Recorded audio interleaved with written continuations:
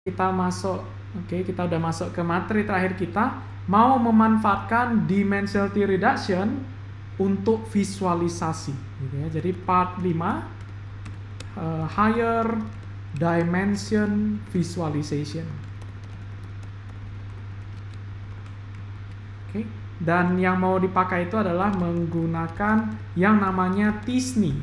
Oke. T-S-N-E, T-SNE bacanya, T-SNE gitu. Wira sebenarnya udah nggak pakai T-SNE ya, karena dia ada kelemahannya, runningnya berat, nggak cocok di data yang agak banyak gitu. Wira sebenarnya sekarang udah selalu pakai UMap ini gitu. Tapi sorry, Wira lupa tambahin ke environment gitu, jadi kayaknya nggak ada di sini. Coba, ya nggak ada, sorry Wira lupa. But it's okay, cara pakainya itu persis sama, tapi paling Wira perlu jelasin cara tuning-tuningnya gitu ya. Ya itu mungkin bisa jadi materi bonus atau pas gathering deh, atau Wira buat video terpisah. Oke, kita mau visualisasikan data. Loh, kenapa nggak pakai PCA atau yang kayak tadi aja Wir gitu, NMF gitu. Kan tadi kita bisa reduce jadi 2 dimension baru diplot gitu ya. PCA itu mencari bidang ortogonal atau dekomposisi. Jadi tujuan dia itu mencari fitur, mencari komponen, bukan visualisasi. Di sini kita ada teknik dimensionality reduction yang memang didesain untuk visualisasi. Jadi hati-hati ya, T-SNE ini didesain untuk visualisasi, bukan generate fitur. Jadi jangan ketukar ya, jangan nanti T-SNE terus saya pakai untuk training, sebenarnya tidak cocok karena dia tidak membuat fitur ya. Silakan ini import aja dulu. Kayaknya nggak kepake semua ini. Kita import from sklearn.decomposisi. Kita coba nanti Wira mau tunjukkan ya bedanya kalau kita pakai T-SNE versus PCA gitu. Kalau T-SNE adanya di manifold import yang namanya T-SNE, TSNE. Dan nanti kalau pakai UMap juga beda lagi, tapi Wira sekarang udah jauh lebih suka UMap gitu. Lebih cepat, hasilnya juga biasa lebih bagus. Nah, ini papernya ya, dia lebih baru juga dibanding T-SNE 2 tahun lalu ini. Nih bahkan dia ada ini, is competitive with T-SNE visualization quality gitu ya. Oke deh, itu nanti Wira setelah jelasin T-SNE mungkin baru dapat gambaran ya. From Luigi.dimensionality reduction ada materi ngajar Wira.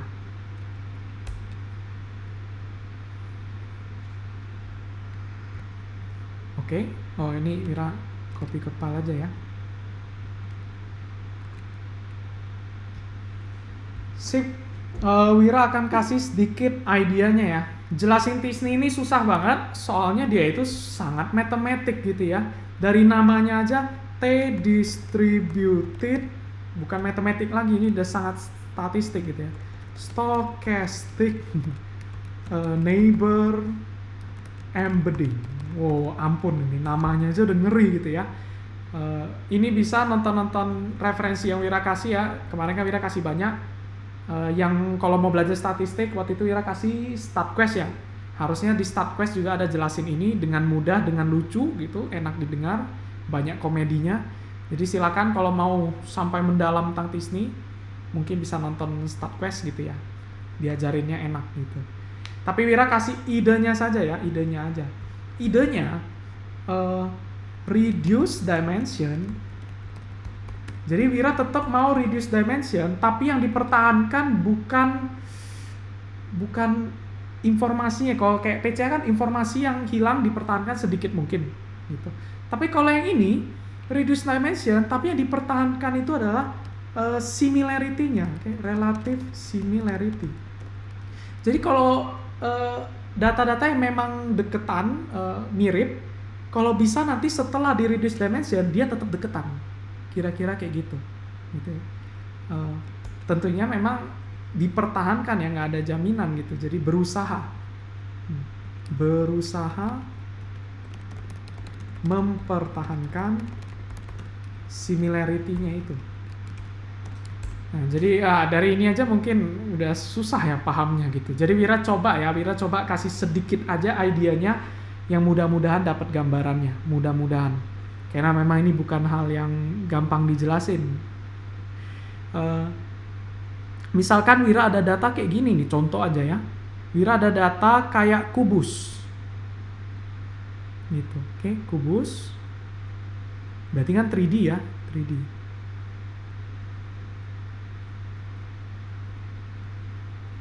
Oke. Berarti ada total 8 data di sini ya. 1 2 3 4 5 6 7 8. Oke, Wira ada 8 data, kondisinya sedang terpisah-pisah seperti ini. Gitu, oke. Sedang terpisah-pisah seperti ini. Tapi ini kan di 3 dimensi, gitu ya. Kalau Wira kompres sampai tinggal jadi 2 dimensi, logikanya biar make sense, Wira visualize-nya gimana? Harusnya sih data yang awalnya berdekatan, di 2 dimensi pun kalau bisa Wira mau pertahankan dia tetap deketan. Jadi kira-kira seperti ini mungkin ya, kalau Wira gambarin gitu. Merata, sama rata. Jadi di sini total ada 8 ya, 1 2 3 4 5 6 7 8. Kayaknya jadi seperti ini nanti, kayaknya gitu.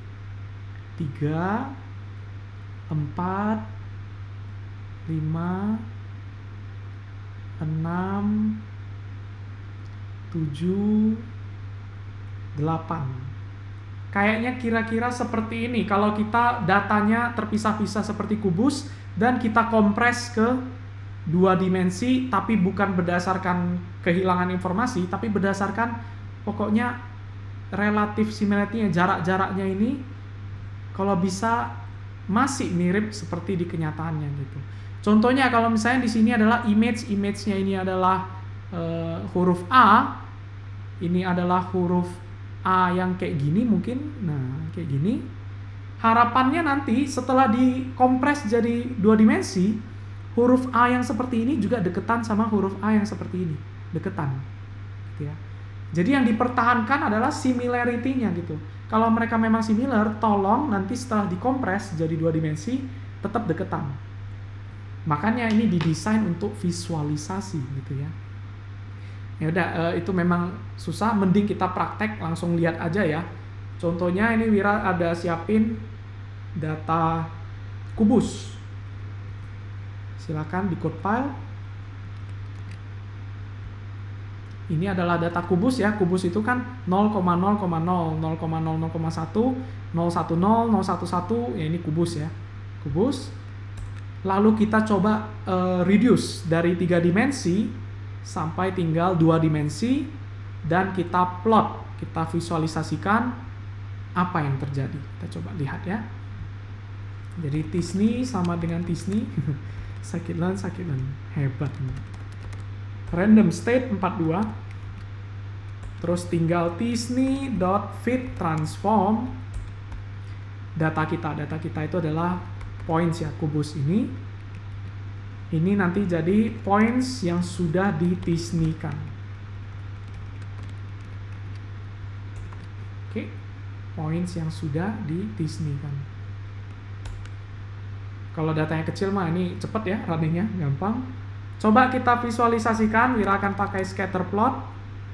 Kita belum ada matplotlib ya, sorry.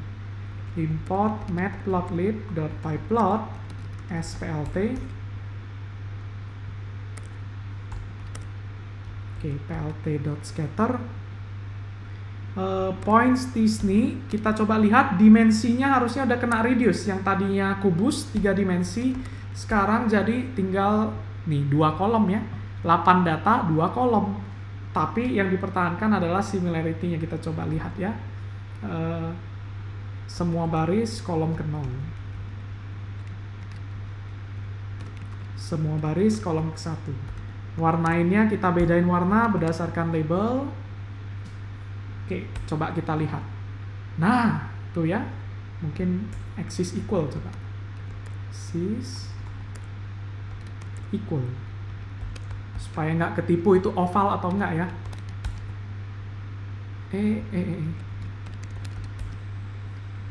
Tuh, bener kan ya? Dia akan berusaha ngegencet, dipisahin sama rata berdasarkan similarity-nya gitu. Jadi kayak gini.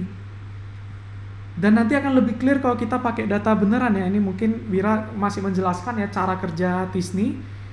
dia itu mengkompres tapi mempertahankan similarity-nya gitu ya, gitu. Nah ini Mira bisa mungkin kasih, oke, ini penjelasan tentang Disney dulu. Next, kita coba ya, coba aja langsung pakai data yang beneran. Wira udah siapin data kemarin sebenarnya, Fashion Amnis. Jadi read CSV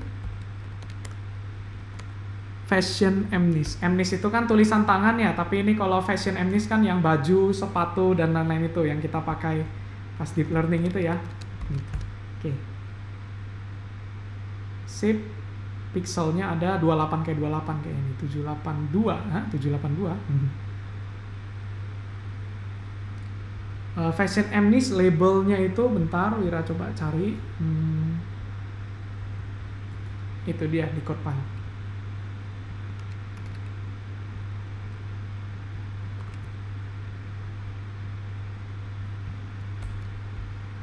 Silakan diketik dulu. Oke. Terus kita dataset splitting, snippet, shuffle karena ini data kategorikal. Targetnya kita buang aja kolom label dan ini adalah df.label, walaupun nggak dipakai ya, paling nanti untuk plotting aja gitu. Oke, kita ada 4000 gambar fashion. Dan kita mau coba, ini ada 784 fitur ya, 784 pixel. Coba kita mau tes visualisasikan menggunakan Disney. Apakah ada maknanya gitu ya, apakah bermakna gitu. Jadi kita tes Disney, TSNE. Caranya sama, tinggal scikit-learn itu selalu sama. Disney sama dengan Disney 2 dimensi, tapi yang Wira masukkan adalah X-train. Maka ini keluarannya adalah X-train hasil Disney. Nah ini mungkin agak lama ya, jadi kita bisa run dulu sambil nunggu gitu. Dan sambil nunggu Wira udah siapin code visualisasinya, bentar Wira cari.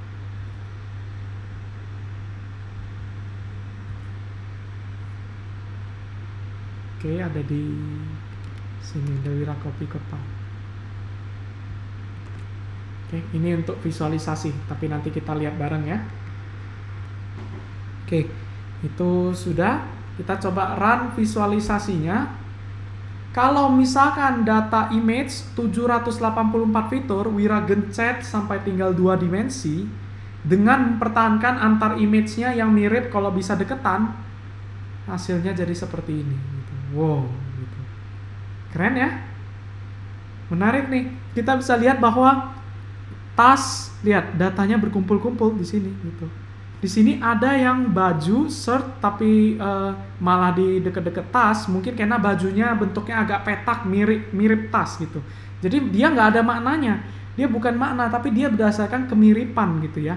Tasnya kalau mirip baju ya dianggapnya memang bagi Disney di sini. Atau mungkin karena Disney itu pakai training juga di belakang, kadang ini ada data-data yang nggak berhasil gitu.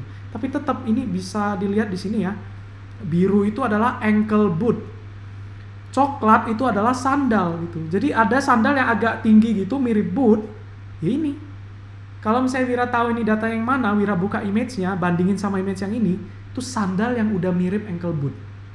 Sandalnya mirip ankle boot. Yang bagian sini, ini adalah ankle boot yang mirip sama abu-abu. Itu apa ini? Abu-abu itu sneaker gitu. Jadi gambar-gambar sneaker yang mirip ankle boot atau ankle boot yang mirip sneaker, itu ini, data-data seperti ini. Jadi kita bisa melihat kayak persebaran dari data-data kita secara visual gitu. Dan dari sini aja bisa kelihatan gitu ya, ke kelompok-kelompok dengan baik menggunakan Disney gitu. Kalau pakai PCA mungkin tidak sebaik ini. Ini yang benar-benar kelihatan bakal beda banget. Itu adalah jingga, itu apa? Trouser gitu. Karena mungkin di sini nggak ada celana ya. Dress paling, tapi dress sama trouser agak beda gitu. Makanya klasifikasi trouser nanti pasti akan jauh lebih gampang. Harusnya gitu. Kalau melihat visualisasi ini gitu ya. Nah, again mungkin ada lagi yang berpendapat kayak, oh Kalau begitu kan kita bisa pakai ini, terus nanti kita tinggal klasifikasi ya, pakai SVM gitu. Nah, hati-hati, Tisni tidak membuat fitur. Tisni itu adalah untuk visualisasi gitu ya. Kalau dilihat di sini, Tisni setelah di training, oke, Tisni ini nggak bisa dipakai ke data baru, gitu ya. Jadi harus hati-hati gitu. Nah, coba di sini lihat, nggak ada transform di sini ya, walaupun di sini fit transform gitu, tapi harusnya dia nggak ada transform gitu, transformnya harusnya diabaikan gitu ya. Karena itu Tisni itu kalau dari training ya udah satu arah, kita nggak bisa lagi transform gitu ya. Nah, ini Wira tab nggak muncul gitu. Logikanya apa? Logikanya begini nih. Coba bayangin yang kubus tadi.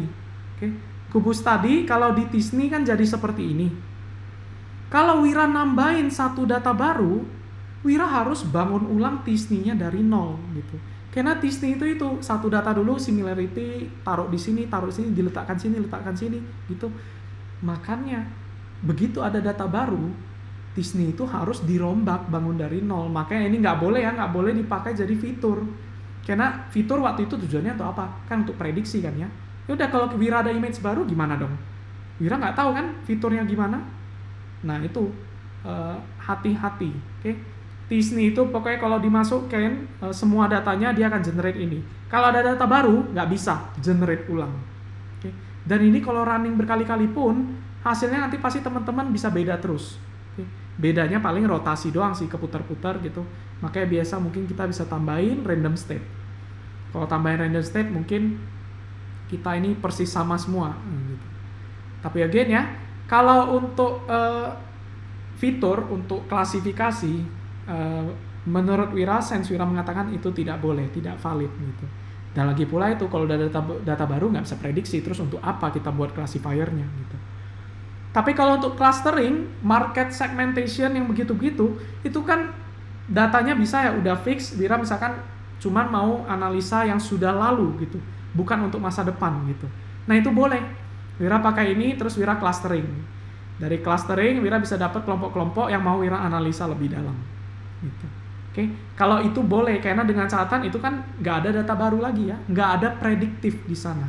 Oke, lebih ke diagnosa atau analisa. Yes, itu bisa pakai Tisni. Bahkan ini nggak usah dataset splitting, berarti masukin aja semua datanya di Tisni kan analisa, gitu ya.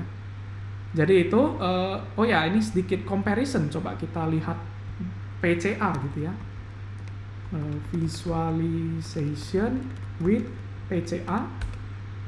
Kalau pakai UMap juga kayak gini ya, tapi Wira suka UMap-nya nanti bisa diatur jarak-jaraknya, diatur sempit enggaknya, itu Wira suka gitu. Ya sayangnya itu ya, sorry Wira lupa masukin ke environment, dan itu sebenarnya lumayan baru ya 2018 gitu. Kebetulan Wira sekarang kalau ada di kerja itu selalu pakai UMap, udah nggak lagi Tisni. Terlalu pelan ya, tadi kita aja udah ngerasain ya agak agak lama gitu, terlalu pelan. Ini untuk PCA, code-nya sama persis aja, plotnya sama, tinggal ganti pakai PCA gitu. Nah kalau PCA bisa transform ya, jadi kalau ada data baru bisa gitu. Jadi PCA bisa memang didesain untuk membuat fitur gitu ya. Dan kalau kita lihat, nah itu kan campur kacau balau gitu ya, antara t-shirt, sneaker, ini fiturnya kecampur-campur kayak gini gitu, nggak kepisah-pisah gitu ya. Beda sama yang kayak gini gitu. Oke, beda sama Tisni tadi yang ke kelompok-kelompok ya gitu, menarik gitu. Nah itulah kenapa PCA bukan untuk visualisasi, sebenarnya bisa tapi ya bukan ideal gitu ya. Kita sudah ada yang memang didesain untuk melakukan higher dimension visualization gitu. Oke. Bahkan Wira lupa namanya, sorry. Penemu Tisni dia sendiri bilang gitu, tidak bisa ini dipakai untuk transform ya, untuk prediksi yang baru gitu. Kalau mau bahkan dia bilang ya udah ini di training neural network mappingnya gitu ya gitu, sampai segitunya.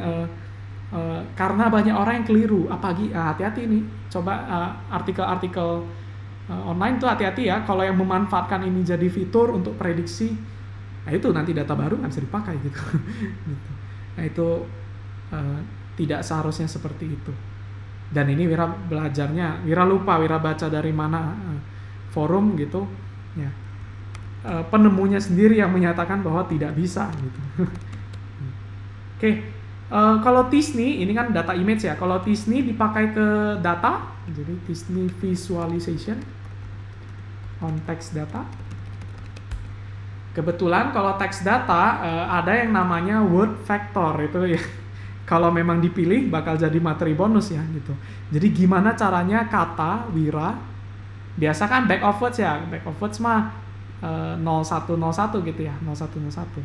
Tapi ini kita bisa training Wira ini ada maknanya gitu. Let's say 300 dimensi gitu. Ada maknanya. Jadi misalkan 0,5, 0,7, 1,3 gitu. Terus Dharma, ini kan juga nama orang gitu ya. Nanti nama orang ini berdekatan gitu ya. 0,5 Dharma itu 0,6, 0,65 1,2. Jadi beda sama back of words yang waktu itu kurang bermakna. Waktu itu kita udah lihat juga kayaknya dia nggak ada konteks gitu. Tapi kalau kita pakai word factor, informasi konteks itu pun di-include dan jadi sebuah vektor yang kode ya, sebuah kode 300 dimensi gitu. Nah, kalau kita udah ada 300 dimensi gini, bisa nggak di-visualize? Bisa gitu. Jadi word vector kalau di-visualize nanti jadi seperti ini. Gitu ya. Wah, apaan ini Wir? Semua kata-kata yang ada di vocabnya di-visualize nggak bisa dibaca gitu. Ya, tapi kita bisa coba zoom gitu ya. Ini yang menunjukkan bahwa word factor works quite well gitu ya. Jadi kalau bagian sini kita zoom, ini kan kelompok-kelompok sama Tisni ya. Kita coba zoom, ternyata hasilnya kayak gini nih word factor. Tuh. Ini Animalia, Kingdom, Arthropoda, Phylum, Insecta. Ini kan kelompok hewan ya. Apa istilahnya? Ordo atau apa? Wira lupa gitu ya. Kingdom gitu. Itu word factor itu keren. Jadi vektor-vektor kata-kata yang ada makna semantiknya mirip-mirip itu bisa dikelompokkan. Vektornya dibuat deketan gitu. Oke. Nah, itu kalau mau ya itu materi tambahan ya untuk representasi kata sebagai sebuah vektor yang namanya word vector. Itu materi bonus gitu kalau dipilih. Gitu. Oke. Kita coba lihat lagi, di sini juga kita lihat ada kelompok besar berkumpul. Kita coba lihat apa sih yang terjadi di sini. Oh, ternyata ini nih angka-angka berkumpul di satu tempat. Kalau kita pakai back of words, angka itu dianggap dua token berbeda ya gitu. Pokoknya kalau angka 1 ya udah tokennya misalkan vektornya 00010 gitu. Token 2 ini jadinya misalkan 00010, dua barang yang berbeda gitu ya. Sorry, ini 1, ini 0 gitu. Padahal kan angka itu sebenarnya mirip ya. Mirip gitu. Angka 2, angka 3, angka 4 gitu. Ini harusnya kan barengan ya. Secara semantik itu berkelompok gitu. Bagi word vector, dibuat mereka itu mirip. Oke. Mereka itu sebenarnya maknanya sama. Tapi tentunya beda dikit gitu. Di sini kita bisa lihat informasi megabyte, HD, inci, milimeter. Ternyata ini adalah kelompok-kelompok word yang satuan gitu ya, satuan. Oke, gitu. Ini ada bahasa Inggris bahkan kelompokkan juga gitu ya. Ini ada yang bahkan dempetan, apa ini? Galaxy sama Samsung tuh. Konteksnya ya, jadi kalau udah ngomongin Samsung sama Galaxy itu udah kayak maknanya sama aja itu, kayak vektornya udah deket banget gitu ya. Finally, coba kita lihat lagi. Di bagian bawah sini, nah hari, informasi waktu itu bahkan bisa dikelompokkan, direpresentasikan dengan baik oleh word vector, lebih baik dibandingkan TF-IDF atau back of words. Tapi subjektif ya, relatif gitu. Kalau ngomongin semantik, makna semantik, yes, tentu word vector lebih bermakna. Tapi kalau ngomongin kayak counting dan lain-lain, ya back of words yang lebih bermakna gitu ya, back of words gitu. Atau TF-IDF juga bisa. Oke, sampai sini mengenai visualisasi menggunakan visualisasi higher order dimension. Ada yang mau ditanyakan nggak?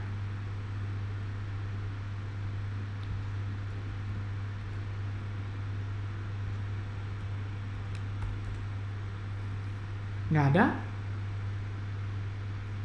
Ini juga aplikasinya sangat spesifik ya, nggak banyak gitu. Wira sendiri juga jarang pakainya.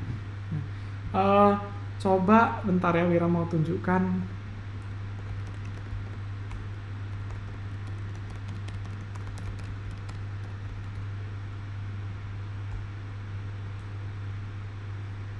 Nah ini ada video visualize higher order dimension dibuat oleh Google. Teman-teman bahkan udah bisa buat sekarang ya pakai Disney gitu.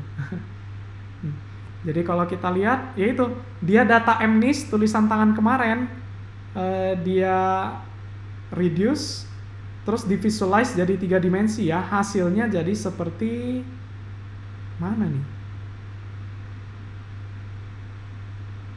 Jadi kalau mau memahami Disney juga bisa nonton ini ya.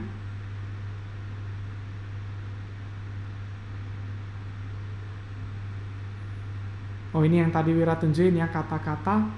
Oh, tapi kok MNIST? Nah, ini MNIST ada nih. Nah, itu. Coba perhatikan di sini. Ini tulisan tangan huruf 4 ya. Tapi di sini ada angka 8. Cuman 8-nya itu udah mirip banget sama angka 4 yang style begini gitu. Jadi dia tulisnya agak kayak gini. Gitu. 8-nya gitu. Sehingga bagi Disney itu malah deketan gitu ya.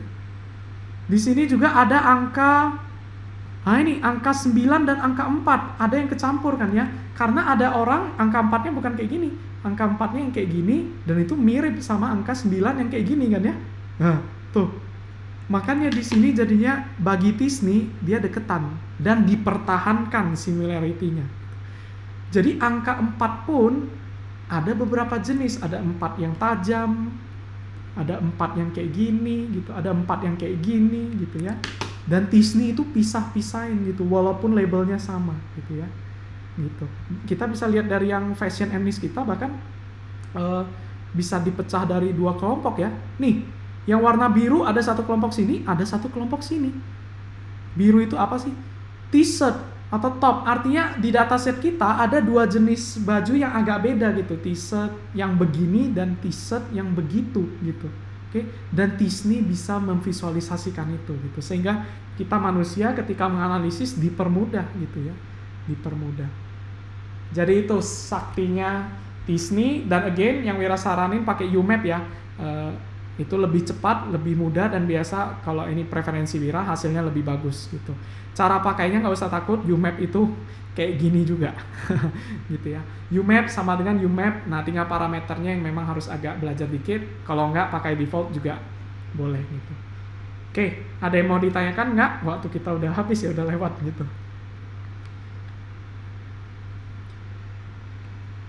Ya, kalau nggak ada, Wira rasa udah cukup ya.